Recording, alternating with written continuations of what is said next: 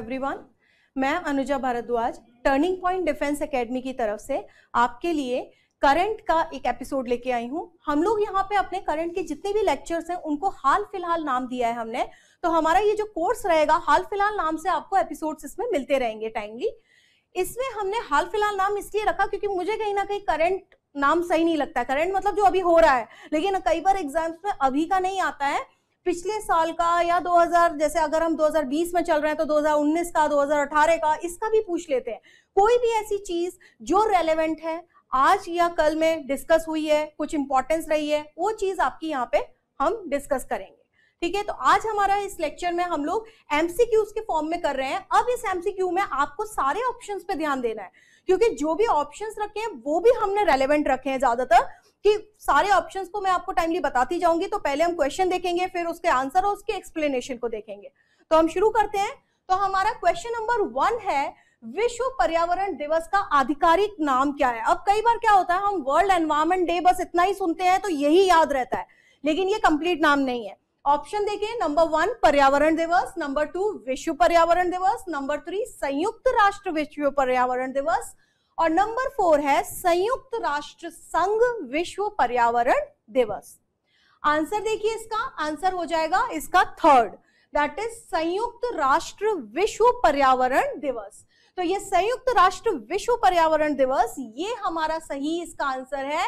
UN के द्वारा चलाया जाता है। यूएन के बहुत सारे बॉडी है, उनको भी हम एक सेपरेट लेक्चर में करेंगे, जिसमें हम जनरल सेक्रेटरी, आपका जो है इसका जनरल सेक्रेटरीट और यूएन की सिक्योरिटी काउंसिल, हर चीज डिस्कस करेंगे। नेक्स्ट क्वेश्चन देखते हैं। क्वेश्चन नंबर 2 है हमारा, 2020 हेतु विश्व पर्यावरण दिवस की मेजबानी किसने करी? अब मेजबानी में ऑप्शन देखिए, कोलंबिया, चीन, भारत और कनाडा। आंसर है इसका कोलंबिया। अब यहाँ पे हो सकता है वो ऐसा डायरेक्ट क्वेश्चन ना दे, मैं आपको एक्सप्लेनेशन में दिखाती हूँ कि इसमें और क्या पूछ सकते हैं।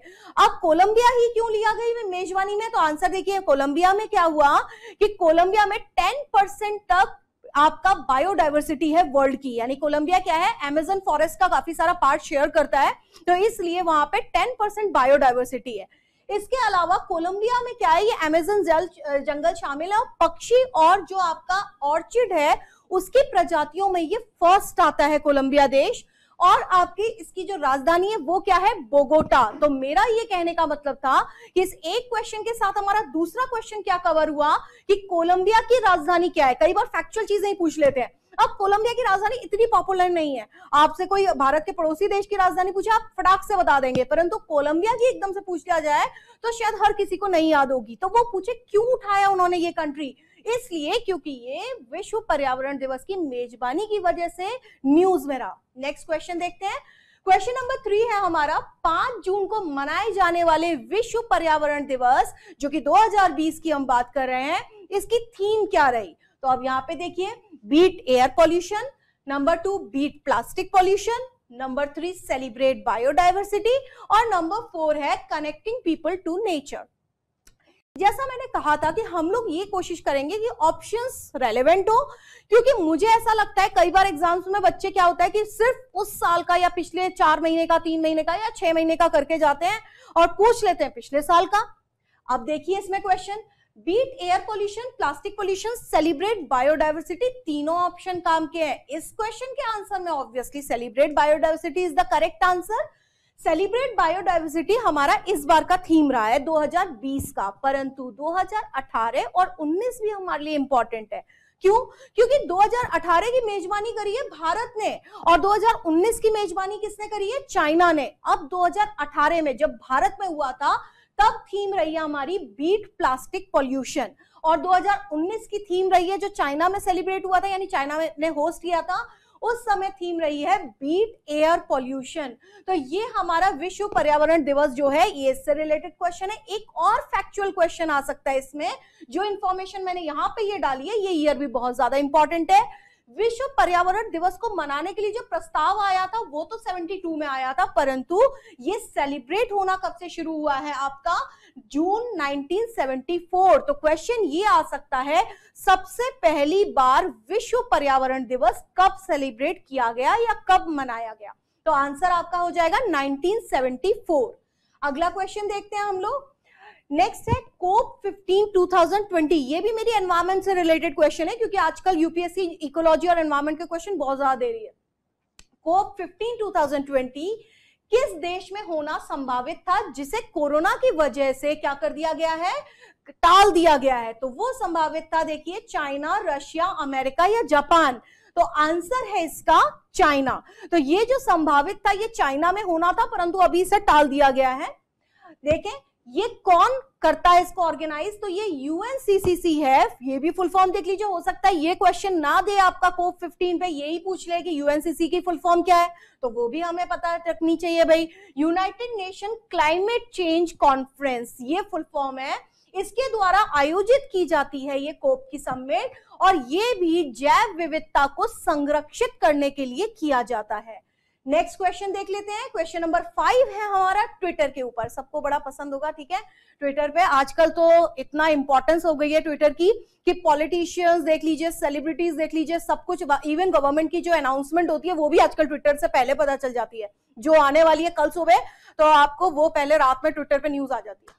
अब देखते हैं ट्विटर द्वारा गूगल के किस पूर्व मुख्य वित्तीय अधिकारी, क्या बोलते हैं भाई, CFO, चीफ फाइनेंस ऑफिसर, जो कि गूगल में कार्यरत था पहले, अब उसको ट्विटर ने जॉब दी है, क्या दी है, अपने बोर्ड का नया अध्यक्ष बनाया है। तो कौन है? ओमित कोरदोस्तानी, विज स्टोन, पैट्रिक पिचेट या फिर आपका जैक डॉर्सी। अब यहाँ पे रुकिए, अब इस क्वेश्चन को ध्यान से देखिए। इस क्वेश्चन में ये चारों ऑप्शन काम के हैं, चारों के चारों गूगल से रिलेटेड ही मैंने यहाँ पे रखे हैं। देखिए ये जो दो व्यक्ति हैं, जैक डॉर्सी और विज स्टोन, ये दोनों को फाउंडर हैं ट्विटर के। तो क्वेश्चन ये ना भी देके जनरल अवेयरनेस में वो यही पूछ सकता है कि ट्विटर किसके द्वारा बनाया गया, कौन इसके को फाउंडर है। तो दो व्यक्ति थे, जैक डॉर्सी और आपका विज स्टोन। हालांकि जैक डॉर्सी जो थे उन्होंने इसमें ज्यादा कंट्रीब्यूशन दिया है। इसके बाद आपसे पूछा, अगर आप पूछेंगे who is the head of Twitter, तो आपको आंसर आएगा भाई जैक डॉर्सी है, क्योंकि वो ही उसका आपका ये CMD है। अब ये जो व्यक्ति है ओमित कोरदोस्तानी, ये भी आपका ट्विटर में ही जॉब है ये, और ये व्यक्ति भी पहले गूगल में जॉब कर चुका है और ट्विटर से रिलेटेड है। बट इसका आंसर क्या हो गया अभी, पैट्रिक पिचेट। तो हाल ही में किसकी अपॉइंटमेंट हुई है आपकी, पैट्रिक पिचेट की। यही मैंने इंफॉर्मेशन इसमें डाली हुई है कि जैक डॉर्सी और जो बिज हैं, ये दोनों ने मिलकर ट्विटर को फाउंड किया था। नेक्स्ट क्वेश्चन देखते हैं, क्वेश्चन नंबर 6। लोगों द्वारा व्यापक विरोध प्रदर्शन के बीच किस देश की विधायिका द्वारा national anthem law bill pass किया गया? अब यहाँ पे मेरे को पहले बताना होगा कि नेशनल एंथम लॉ क्या है। ये जो नेशनल एंथम लॉ है ये आप बहुत ही साधारण है, अगर आपने कभी सुना नहीं होगा तो शायद आप कंफ्यूज हो जाएंगे, एक बार सुन लेंगे तो आराम से समझ में आ जाएगा। भारत का नेशनल एंथम के लिए हम लोग जो चीजें करते हैं ना कि भाई अगर आप देखते हैं नेशनल एंथम अगर गाया जा रहा है तो आप रेस्पेक्ट में खड़े होंगे, उसको प्रॉपर तरीके से रेस्पेक्ट देंगे। तो ये एक नेशनल एंथम के फॉलो करने के लिए हमारे लिए क्या बनाए गए हैं, नागरिक कर्तव्य है, यानी कि हमारे क्या है, सिटीजन ड्यूटीज हैं। तो उसी तरीके से ये हुआ, ऐसा था कि आपका क्या हुआ कि अगर कोई एंथम गाया जा रहा है और आप उसको प्रॉपर रेस्पेक्ट नहीं दे रहे हैं तो वो बहुत ही सीरियस उस चीज पे एक्शन लिया जाता है हर देश में। तो वो चीज आपका, अब देखें, इसके लिए कि आप प्रॉपर रेस्पेक्ट दें अपने नेशनल एंथम को, अगर आप सक्षम है शारीरिक रूप से, और यदि आपको कोई और, अगर आप सक्षम नहीं है तो आपको एग्जेम्पशन मिल सकता है, यानी आप नहीं खड़े हो रहे हैं तो कोई बात नहीं है भाई, हैंडीकैप पर्सन है, या अगर आपको कोई भी बहुत इमरजेंसी काम है जिसके लिए आपको तुरंत कुछ एक्शन लेना है, तो ऐसे में आप एंथम के लिए नहीं खड़े हो पा रहे हैं, आप कुछ और अर्जेंट वर्क कर रहे हैं, तब आपको एग्जेम्प्ट किया जा सकता है। अदरवाइज आपको नेशनल एंथम के लिए रेस्पेक्टफुल पोजीशन में खड़े रहना है और उसको रेस्पेक्ट देना। आप नहीं गाना चाहते हैं, नहीं गाइए, वो एग्जेम्पशन है उसमें, परंतु रेस्पेक्ट देना है। तो ये है हमारा नेशनल एंथम लॉ। अब क्वेश्चन मेरा ये है कि कहां पे पास किया गया है, लोगों द्वारा व्यापक विरोध हो रहा था उसके बाद भी पास किया है। ताइवान, उत्तर कोरिया, हांगकांग, सिंगापुर, ये हमारे ऑप्शन है। तो आंसर है मेरा इसमें हांगकांग। हांगकांग के बारे में आपको पता है कि बहुत सारा प्रदर्शन वैसे भी चल रहा है हांगकांग, क्योंकि हांगकांग खुद को इंडिपेंडेंट कंट्री बनाना चाहता है, चाइना का कंट्रोल है उसके ऊपर, गवर्नमेंट पूरी तरह से चाइना के कंट्रोल में है। तो यहाँ पे हुआ ऐसा था, एक इंसिडेंट हुआ था अभी हाल फिलहाल में कि चाइना का नेशनल एंथम गाया जा रहा था, तो कुछ हांगकांग के लोग थे, तो उन लोगों ने एक स्टेडियम में, ये कुछ इवेंट चल रहा था, वहां पे इन्होंने बू किया था। बू मतलब हूटिंग की थी, जो कि डिसरेस्पेक्ट शो कर रहा है। तो उसके बाद से ये आ रहा था कि भाई नेशनल एंथम लॉ को हम लोग पास करेंगे, तो काफी सारे मिनिस्टर्स इस पे विचार कर रहे थे और फाइनली ये हांगकांग ने विरोध भी किया, परंतु इसमें पास हो गया। नेक्स्ट क्वेश्चन देखते हैं, क्वेश्चन नंबर 7, केंद्रीय मंत्रिमंडल द्वारा किस बंदरगाह का नाम बदलकर दीनदयाल उपाध्याय बंदरगाह नाम दिया गया है। अब मेरा जो अगला क्वेश्चन मैंने रखा है क्वेश्चन 8, वो भी मैंने दोनों ये सेम ही टॉपिक से रखे, बंदरगाह। मेरा क्वेश्चन ये थोड़ा पुराना है, अगला क्वेश्चन जो है वो बिल्कुल हाल फिलहाल का है। अब ये देखें, ये काम तो 2019 में हो गया था और जो अगला क्वेश्चन होगा 2020 से रिलेटेड है। इसके ऑप्शंस है कांडला, न्यू मंगलोर, विशाखापट्टनम और कोलकाता। तो हमारा आंसर इसमें क्या है भाई, दीनदयाल बंदरगाह किसको रखा गया नाम, कांडला को। कांडला पोर्ट है कहां, आंसर में देखते हैं, हमने मैप भी डाला आपके इसके लिए। तो कांडला पोर्ट मेरा गुजरात में है। आप लोकेशन देख सकते हैं, कई बार क्वेश्चन ऐसे ना पूछ के दीनदयाल उपाध्याय बंदरगाह किसको नाम दिया गया है, क्योंकि बात थोड़ी 1 साल पुरानी हो गई, तो वो हो सकता है आपको ज्योग्राफी में क्वेश्चन डाल दे कांडला पोर्ट कहां स्थित है। ठीक है, कई बार ऐसा होता है कि पोर्ट आते हैं, उनके शहर आते हैं, पूछते हैं निम्न में से कौन सा सुमेलित नहीं है, तो उसके लिए आपको बताना चाहिए कांडला पोर्ट है आपका यहाँ पे। तो ये आपका कांडला है, इसके पास में एक और पोर्ट है जो मुझे याद आ रहा है इस मैप को देखते ही, दैट इज ओखी पोर्ट। तो ओखी भी बड़ा इंपॉर्टेंट है। ओखी के बारे में अगर मैं ज्योग्राफी, मुझे जैसी ओखी बोलती हूँ तुरंत मेरा ज्योग्राफी दिमाग जग जाता है। ये ओखी में क्या है आपका, भारत के सबसे ऊंचे ज्वार भाटे देखे जाते हैं ओखी में। और ये जो आप जाते हैं सोमनाथ मंदिर से इधर द्वारका के लिए जाते हैं अगर, तो द्वारका लिए ये आप लोग ओखी पोर्ट को यूज करते हैं। मैं गुजरात रह चुकी हूँ इसलिए मुझे याद आ गया। तो कांडला इसका आंसर है। नेक्स्ट क्वेश्चन देखते हैं, क्वेश्चन नंबर 8, केंद्रीय मंत्रिमंडल द्वारा किस बंदरगाह का नाम बदलकर श्यामा प्रसाद मुखर्जी बंदरगाह नाम दिया है। तो अब आप बोलेंगे कि अनुजा मैडम आपने ये दो एक साथ रख दिए, इसलिए क्वेश्चन रखे हैं क्योंकि वो बात थोड़ी पुरानी है, बट वो भी पता होनी चाहिए। जो भी नाम परिवर्तित होते हैं वो 1-2 साल तक के क्वेश्चन आते रहते हैं। ये क्वेश्चन रिसेंट का है, 2020 में ये काम हुआ है कि भाई श्यामा प्रसाद मुखर्जी बंदरगाह किसका नाम रखा गया है, कांडला, हुगली, कोलकाता, विशाखापट्टनम। लोकेशन देख लेते हैं, इसका आंसर है आपका कौन सा, कोलकाता।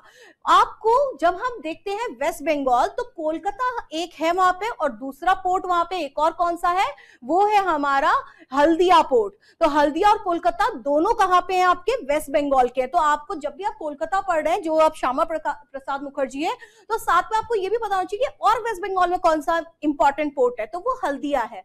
ठीक है, ये मालूम होना चाहिए। आप यहाँ देखें, आपका हुगली ये भी है, वहीं कांडला आपका गुजरात का हो गया, विशाखापट्टनम आंध्र प्रदेश का हो गया। नेक्स्ट देख लें अगला क्वेश्चन, क्वेश्चन नंबर 9 है हमारा, भारत सरकार का किस देश के साथ हाल ही में पर्यावरण सहयोग को लेकर समझौता हुआ है। सारे पड़ोसी देशों के नाम लिख दिए हैं। ये क्या है हमारे, ये 4 हमने लैंड नेबर्स के नाम लिखे। टोटल लैंड नेबर्स हमारे कितने हैं, हमने ज्योग्राफी के लेक्चर में इंडिया का जो इंट्रोडक्टरी पार्ट है उसमें बहुत डिटेल में हर चीज डिस्कस की है। तो हमारे 7 नेबर्स हैं, उनमें से हमने 4 दिए, नेपाल, भूटान, बांग्लादेश और अफगानिस्तान।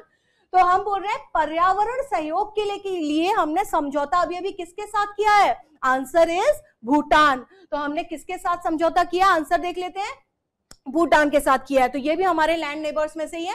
क्वेश्चन ऐसे भी आ सकता है कि ये फोटो जो मैंने डाली है ये किसकी डाली है, भूटान के प्रधानमंत्री। नाम इनका क्या है भाई, लोटे शेरिंग। तो लोटे शेरिंग ये जो है, ये हमारे यहाँ 2018 में इंडिया में विजिट भी किए थे। बहुत अच्छे से, बड़ा चार्मिंग पिक्स आते हैं इन लोगों के, बड़े प्यारे से लगते हैं। और इनकी वाइफ भी साथ में आई थी, तो काफी फोटोज आए थे उस समय इन लोगों के। तो 2018 में काफी वार्म वेलकम किया गया था इंडिया में इनका। तो भूटान के प्रधानमंत्री भी पूछ सकते हैं कि भूटान का प्रधानमंत्री कौन है, ऐसे क्वेश्चन ना पूछिए, वैसे भी पूछा जा सकता है। नेक्स्ट क्वेश्चन देखते हैं, क्वेश्चन नंबर 10, ये हमारा the great Indian tea and snakes पुस्तक हेतु Asia Commonwealth short story award. कौन सा अवार्ड है भाई, Asia Commonwealth short story prize किसको दिया गया है 2020 का। तो ये नाम दिए हुए हैं कृतिका पांडे, चेतन भगत या दिनेश देवराजन और आपका महम जावेद, मोहम्मद जावेद होगा, ये टाइपिंग का मिस्टेक है, मोहम्मद जावेद। तो इनमें से आंसर क्या है इसका आंसर है कृतिका पांडे। अब ये जो हमने ऑप्शन डाले हैं ये भी काम किया। चेतन भगत यहाँ पे इररिलेवेंट है, वो इससे रिलेटेड नहीं है, बट ये जो दिनेश नाम दिया है और जावेद का नाम दिया है, ये दोनों भी पार्टिसिपेट किए थे। इन दोनों ने भी अपनी स्टोरी को भेजा था, परंतु वो स्टोरी इनकी सेलेक्ट नहीं हुई। सेलेक्ट किसकी हुई है, आपकी कृतिका पांडे की, तो उसको अवार्ड मिला है। नेक्स्ट क्वेश्चन देखते हैं, क्वेश्चन नंबर 11 है हमारा, चक्रवात का। ये बड़ा अच्छा क्वेश्चन है भाई। ये बोल रहे हैं चक्रवात निसर्ग जो अभी आया है हाल फिलहाल में, तो बोलते हैं चक्रवात निसर्ग के बारे में कौन सा कथन, विचार करिए कौन कौन से सही है। या नीचे ऑप्शन दिया है, पहले स्टेटमेंट्स को देख लेते हैं। पहला स्टेटमेंट है इसका उद्गम स्थल अरब सागर है। भाई दो बॉडी है हमारे यहाँ वाटर बॉडी, एक तरफ अरब सागर है, दूसरी तरफ बे ऑफ बंगाल है, तो ये बोल रहे हैं अरब सागर है। दूसरा बोले निसर्ग का शाब्दिक अर्थ क्या है, प्रकृति। नेक्स्ट क्वेश्चन है, इसका पॉइंट है वर्ल्ड मीटियोलॉजिकल ऑर्गेनाइजेशन जो है उनके द्वारा 8 ऐसे देशों की लिस्ट डिसाइड की गई है जो कि हर साल इन तूफानों को नाम देते हैं, यानी नामकरण इन 8 देशों द्वारा ऑर्डर में किया जाता है। कभी कोई देश करता है, कभी कोई देश, उसकी भी एक सीक्वेंस डिसाइड की हुई है। तो आने वाले जो तूफान होते हैं उनकी भी इन्होंने कुछ ऐसी लिस्ट होती है। नेक्स्ट ये बोल रहे हैं निसर्ग से पहले एम्फन तूफान, जिसको आप एम्फन या ओम्फन कुछ भी बोल सकते हैं, तो एम्फन तूफान अरब सागर में आया था। ये 4 स्टेटमेंट है, इनमें से कौन कौन से सही है? ABCD चारों सही है, या AC सही है, या AD सही है, या ABC सही है? तो अब एक एक स्टेटमेंट को फिर से देख लेते हैं। आंसर इसका होगा फोर्थ इसका आंसर है, ABC सही है। क्यों भाई, क्या गलती थी इसमें ऑप्शंस में? एक बार वापस से क्वेश्चन को ध्यान से देख लेते हैं। तो क्वेश्चन में हमारा ये आया है कि पहला अरब सागर, बिल्कुल ठीक है, अरब सागर में उद्गम हुआ। दूसरा शाब्दिक अर्थ प्रकृति है, बिल्कुल ठीक है। थर्ड पॉइंट कि भाई 8 ऐसे देश की लिस्ट हमने बनाई हुई है, एशिया की कंट्रीज हैं आसपास के, जैसे थाईलैंड हो गया, म्यांमार हो गया, श्रीलंका हो गया, पाकिस्तान हो गया, अफगानिस्तान हो गया, इंडिया हो गया, ये लोग अपना बांग्लादेश हो गया, ये लोग अपना ऑर्डर में अपना देते रहते हैं, बार बार नाम देते रहते हैं इन तूफानों को। ये बात ठीक हो गई। थर्ड पॉइंट हम बोल रहे हैं निसर्ग से पहले एम्फन तूफान आया था। नेक्स्ट पॉइंट हम ये बोल रहे हैं, हाँ ठीक है आया था, परंतु गलती कहां कर दी? अरब सागर में। एम्फन कहां पे आया था? बे ऑफ बंगाल में, बंगाल की खाड़ी में। तो कई बार मैंने ये देखा है कि CDS FCAT में क्वेश्चन सारे पॉइंट सही लगेंगे, सिर्फ एक शब्द वो लोग गलत कर देते हैं, जिसमें आप अगर जल्दीबाजी में क्वेश्चन पढ़ रहे हैं तो आप इस पे हाईलाइट ही नहीं करेंगे और आप इस पे करके आ जाएंगे ABCD, बट आंसर यहाँ पे सिर्फ ये गलत था। तो देख लीजिए, ये रूट रहा है आपका किसका? आपका निसर्ग का, और इधर से आपका एम्फन रहा था। तो ये आपका अरब सागर है, यहाँ पे आपका बे ऑफ बंगाल है। तो अरब सागर का ये जो रूट रहा है ये हमने निसर्ग का रखा है। नेक्स्ट क्वेश्चन देख लेते हैं, क्वेश्चन नंबर 12। भारतीय उद्योग परिसंघ, ये अपॉइंटमेंट वाला क्वेश्चन है, होता है ना रिसेंट अपॉइंटमेंट पे पूछ लेते हैं। भारतीय उद्योग परिसंघ कन्फेडरेशन ऑफ इंडियन इंडस्ट्री का नया अध्यक्ष किसको बनाया है? उदय कोटक, शिव नाडर, या विक्रम किर्लोस्कर, या अजीज होगा ये अजीज प्रेमजी। तो इसका आंसर हो जाएगा भाई कौन? उदय कोटक। आंसर देख लेते हैं, ये जो उदय कोटक है कौन है? कोटक महिंद्रा बैंक के हेड है। नेक्स्ट क्वेश्चन देखते हैं, क्वेश्चन नंबर 13 है किस राज्य ने कोविड-19 के प्रति जागरूकता फैलाने के लिए मिशन फतेह अभियान शुरू किया है? ठीक है, तो फतेह वर्ड भी कैसा लग रहा है? जो बोले सोनिहाल, फतेह, ये सारे शब्द हमें किसके लगते हैं भाई? पंजाब के लगते हैं। ठीक है, तो बिहार, पंजाब, दिल्ली, कर्नाटक, तो आपका क्या है भाई? पंजाब इसका आंसर है। अब क्वेश्चन ये आता है कि भाई पंजाब का CM भी पता होना चाहिए, गवर्नर भी पता होना चाहिए। तो CM कौन है? अमरिंदर सिंह, और गवर्नर कौन है? VP सिंह बदनोरे। ये आपके गवर्नर और CM है, कई बार ये भी क्वेश्चन में पूछ सकते हैं। ठीक है, नेक्स्ट क्वेश्चन देखते हैं, क्वेश्चन नंबर 14। चंडीगढ़ हाईकोर्ट, ये मैंने उठाया है क्वेश्चन, इससे मैं और भी चीजों को रिलेट करूंगी। चंडीगढ़ हाईकोर्ट में मार्च 2020 में किसे जज के तौर पर पंजाब और हरियाणा के चीफ जस्टिस को, आपका जो चीफ जस्टिस जो है शंकर झा, उन्होंने शपथ दिलाई। यानी कि होता क्या है, हमें ये मालूम है कि सुप्रीम कोर्ट में भी एक तो होते हैं चीफ जस्टिस, उसके साथ में उनके जजेस की टीम होती है, जो हम पॉलिटी में सब चीज डिस्कस करेंगे जुडिशरी में। उसी तरह से हमारे हाई कोर्ट में भी एक जज होगा, चीफ जस्टिस होगा, उसके साथ में जजेस का पूरा पैनल होता है। तो ये हर राज्य की संख्या जजेस की अलग अलग होती है, राज्य की पॉपुलेशन के अकॉर्डिंग। यहाँ पे हम बात करें पंजाब और हरियाणा का, क्या है भाई? हमें मालूम है कि कई ऐसे राज्य हैं जो कि सेम हाईकोर्ट शेयर कर रहे हैं। पंजाब और हरियाणा का सेम हाईकोर्ट है जो कि चंडीगढ़ में है, और उसके जो चीफ जस्टिस है वो शंकर झा है। तो एक पॉइंट तो मेरा क्वेश्चन में ही कवर हो गया कि पंजाब हरियाणा हाईकोर्ट या चंडीगढ़ हाईकोर्ट के चीफ जस्टिस का नाम क्या है? तो हमें पता चल गया भाई रविशंकर झा है। अब इसके बाद हम बात कर रहे हैं कौन सा रिसेंटली किसको चुना गया है, इन्होंने जजेस की टीम में किसको लिया है? हरिपाल वर्मा को, राजीव शर्मा को, जसवंत सिंह को, S मुरलीधर को। तो इसमें आंसर है, अब ये जो मैंने नाम दिए हैं ये भी रेलेवेंट है, चारों के चारों जजेस ही हैं चंडीगढ़ हाई कोर्ट के जजेस के नाम मैंने उठा के रखे हैं, बट रीसेंट अपॉइंटमेंट किसका हुआ है?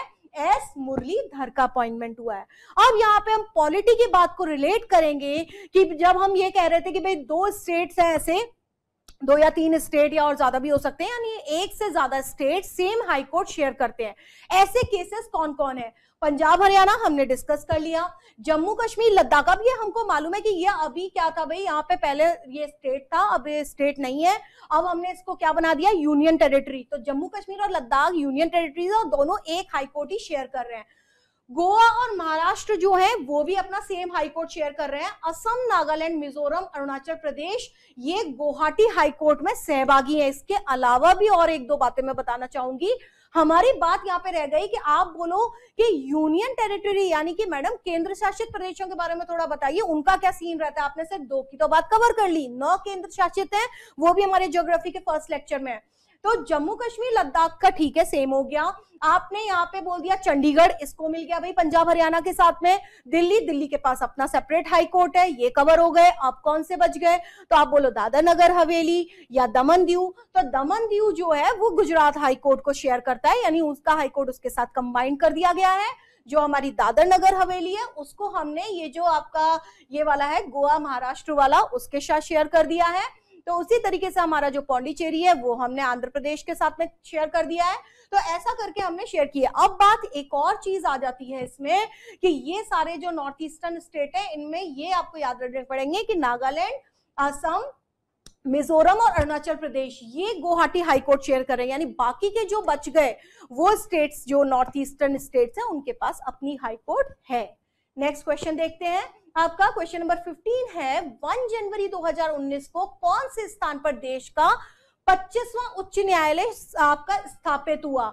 ये भी मैंने क्वेश्चन दे दिया, ये भी मेरे को अच्छा एक क्वेश्चन लगा कि भाई अब इसमें मेरे क्वेश्चन में ही एक क्वेश्चन कवर हो रहा है कि भारत में कुल कितने हाई कोर्ट है। अगर ये क्वेश्चन आ जाए तो मेरे क्वेश्चन का स्टेटमेंट अपने आप में उसका आंसर है। कितने हाई कोर्ट है टोटल? 25 टोटल हाई कोर्ट है इंडिया में। इसके बाद हम पूछ रहे हैं कि रिसेंटली कहां बनाया है? त्रिपुरा में, अमरावती में, सिक्किम में या तेलंगाना में। अब ये मैंने नाम दे दिए भाई सिक्किम और त्रिपुरा, ये आपको पता है कि ये नाम उस वाले लिस्ट में नहीं थे, यानी इनके पास अपनी हाई कोर्ट है। अब बात आती है अमरावती और तेलंगाना, तो यहाँ पे हमारा इनमें से आंसर है। हुआ क्या भाई, अमरावती किसकी कैपिटल डिसाइड की गई है? आंध्र प्रदेश की। पहले दोनों की कहां होती थी? हैदराबाद। आंध्र प्रदेश में से आपका नेक्स्ट जो 29वां राज्य बना था वो कौन सा बना था? तेलंगाना। ठीक है, तो अब जब तेलंगाना यहां से सेपरेट हुआ आंध्र प्रदेश से, तो जो इनका हाई कोर्ट था वो किसके पास चला गया? तेलंगाना के पास। तो किसके पास हाई कोर्ट नहीं था भाई? आपका इनके आंध्र प्रदेश के पास में नहीं था। तो आंसर देख लेते हैं हम लोग। तो इसका आंसर हो जाएगा क्या? अमरावती। अमरावती कैपिटल है, वहां पे अभी काम चल रहा है, उसको रिसेंटली ऑफिशियल डिक्लेरेशन होने वाली है, बट उन लोगों ने प्रॉपर कैपिटल की तरह कार्य करना शुरू कर दिया सरकार ने। तो अमरावती में रिसेंट हाई कोर्ट 25वां हाई कोर्ट स्टैब्लिश हुआ था। नेक्स्ट क्वेश्चन है आपका 50वीं विश्व आर्थिक मंत्रालय, ये इसकी वार्षिक बैठक किस शहर में हुई थी? तो ये जो है आपका 50वीं हुई है कहां पे? दावोस में। तो ये जो है आपका दावोस देख लें। अब ये पूछ लेते हैं कि भाई दावोस कहां पे है? Berlin, Paris, Davos, new Delhi, ये हमने ऑप्शंस दिए थे। दावोस मेरा स्विट्जरलैंड में है, बड़ा ही लेजर प्लेस है ये। यहाँ पे ये पूरा इसमें रिजॉर्ट्स है सिटी में, तो स्विट्जरलैंड में है। और इस थीम क्या रही थी? क्वेश्चन मुझे लगता है या तो ये पूछ लेगा दावोस या फिर थीम पूछ सकता है। द ग्रेट रीसेट 2021, कोरोना का टाइम था, कोरोना का टाइम चल रहा है, तो इस समय मीटिंग होगी। तो क्या है भाई? The great reset. उसी चीज को ध्यान में रखते हुए इसकी थीम डिसाइड की गई थी। आपको कुछ और चीज भी पता होनी चाहिए। अगर मैं स्विट्जरलैंड की बात करती हूँ तो मुझे 2-3 चीजें स्ट्राइक करती हैं। एक कि भाई यहाँ पे नेचुरल रिसोर्सेज उतने नहीं थे, टूरिज्म काफी डेवलप्ड है, ह्यूमन रिसोर्स डेवलप किया है, ये हमने ज्योग्राफी में डिस्कस किया था। आगे अगर मैं पॉलिटी से रिलेट करूं तो जो आपका है कि स्विट्जरलैंड जो है उसका हम लोग उसमें भी देखते हैं, पॉलिटिकल सिस्टम भी यहाँ का काफी इंपॉर्टेंट रहता है, उसे हम पॉलिटी में ही डिस्कस करेंगे। नेक्स्ट क्वेश्चन देखते हैं। क्वेश्चन नंबर 17 है भारतीय रिजर्व बैंक आरबीआई, जिसको हम एक और नाम क्या देते हैं? Bankers bank. ठीक है, तो आरबीआई के डिप्टी गवर्नर के रूप में किसे नियुक्त किया गया है? ऑप्शन देखिए, माइकल पात्रा, विराल आचार्य, अजय मिकियारी या राजीव रंजन। तो इसका आंसर है आपका माइकल पात्रा। अब आरबीआई के बारे में देखें। आरबीआई का जो गवर्नर होता है उसकी अपॉइंटमेंट होती है 4 साल के लिए। इसके अलावा जो डेप्यूटी गवर्नर होते हैं वो मैक्सिमम 4 हो सकते हैं, यानी 1 आरबीआई का चीफ गवर्नर होगा और 4 उसके साथ मैक्सिमम हो सकते हैं डेप्यूटी गवर्नर। करंट में अभी कितने हैं, अभी इस समय जुलाई 2020 तक अभी जो न्यूज है इसमें कितने हैं, इसके 3 गवर्नर है। देख लेना आप, आरबीआई के गवर्नर का नाम क्या है, शक्तिकांत दास, ये भी पूछ सकते हैं क्वेश्चन में, और कई क्वेश्चन में तो ऑलरेडी एग्जाम्स में आया ही हुआ क्वेश्चन है ये कि आरबीआई के गवर्नर का नाम बताइए, शक्तिकांत दास। 3 डेप्यूटी गवर्नर है, बीपी कानूनगो, महेश कुमार और आपका महेश कुमार जैन और माइकल पात्रा। और हमने क्वेश्चन किस पे बना के दिया था, माइकल पात्रा, क्योंकि ये मेरी रीसेंट अपॉइंटमेंट का क्वेश्चन था। अगला क्वेश्चन देखते हैं, 18वां क्वेश्चन, ये हमारा किस जिले ने स्वच्छ भारत पुरस्कार 2020 जीता। मुझे ये भी क्वेश्चन बहुत पसंद है, क्यों, क्योंकि इसमें भी हमारे काम की चीजें हैं, सारे ऑप्शंस यहाँ पे हमारे काम के हैं। किस जिले ने स्वच्छ भारत पुरस्कार जीता, तो वो है हमारा इंदौर, जमशेदपुर, भोपाल या पेद्दापल्ली। ये पेचापल्ली नहीं, पेद्दापल्ली इसका सही नाम है। तो यहाँ पे आता है कि इसका आंसर क्या है। तो अब पहले तो अगर बच्चा ये क्वेश्चन देखता है तो आज हर बच्चे को याद है कि स्वच्छ भारत अभियान अवार्ड इंदौर, दैट्स ऑल। बच्चा क्वेश्चन ध्यान से देख ही नहीं रहा है, लेकिन आप यहाँ पे देखिए किस जिले को, सिटी नहीं पूछी है, कैपिटल नहीं पूछी है, जिला पूछा है, डिस्ट्रिक्ट पूछा है। तो डिस्ट्रिक्ट क्या आएगा भाई, पेद्दापल्ली। आंसर देख लें, तो ये जो हमने ऑप्शन डाले सारे रेलेवेंट है, बिल्कुल रेलेवेंट है। इंदौर की अगर मैं बात करूं तो इंदौर जो है वो सबसे स्वच्छ शहर के तौर पे पिछले 2-3 बार से इसी को अवार्ड मिले जा रहा है। तो इंदौर सबसे स्वच्छ शहर है। अगर हम बात करते हैं छोटा शहर, कम पॉपुलेशन वाले शहरों में, तो कौन सा है, जमशेदपुर। जमशेदपुर कम पॉपुलेशन में सबसे स्वच्छ शहर का अवार्ड मिला है। भोपाल ये भी अवार्ड विनर है। सबसे स्वच्छ कैपिटल में किसका नाम आता है, भोपाल का आता है। और पेद्दापल्ली जो है ये कहाँ का है, तेलंगाना राज्य का है। ये भी क्वेश्चन पूछ सकते हैं कि पेद्दापल्ली जिला जैसे कि स्वच्छ भारत में अवार्ड मिला है वो कौन से राज्य से संबंधित है, तो आंसर तेलंगाना। ठीक है, नेक्स्ट क्वेश्चन देख लेते हैं।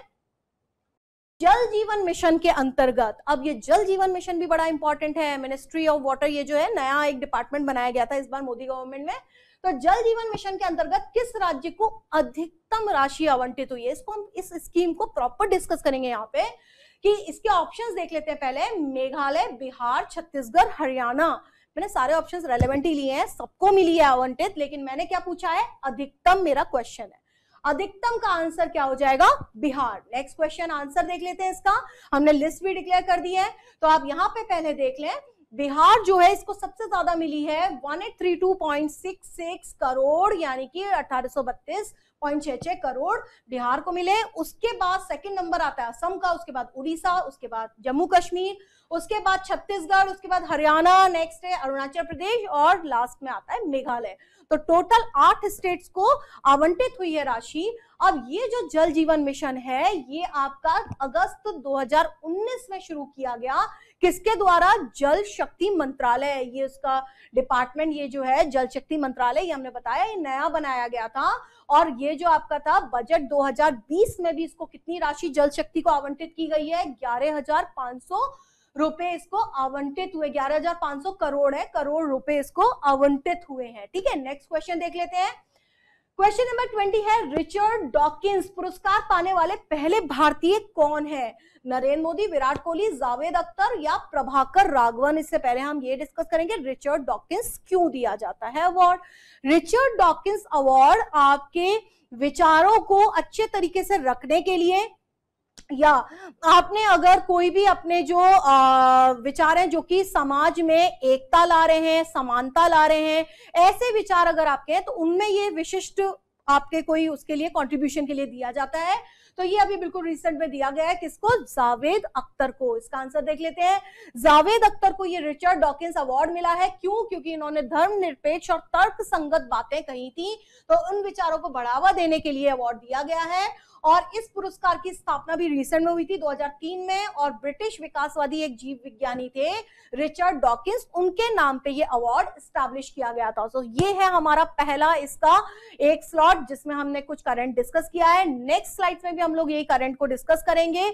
एक हमने स्लाइड बड़े काम की रखने वाले आपके लिए, जो है नरेंद्र मोदी को मिले हुए इंटरनेशनल अवार्ड्स, उसको आप बहुत ध्यान से देखिएगा। उसके हमने एक सेपरेट स्लाइड बनाई है क्योंकि काफी सारे अवार्ड मिले, उनके कंट्रीब्यूशन हर फील्ड में काफी रहा है। तो जिस जिस देशों में वो विजिट करने जाते थे अक्सर उन्हें अवार्ड मिलते हैं, तो इसलिए हमने उनकी एक सेपरेट फॉर्म में रखा है स्लाइड को, उसको भी आप ध्यान से देखिएगा। Thank you.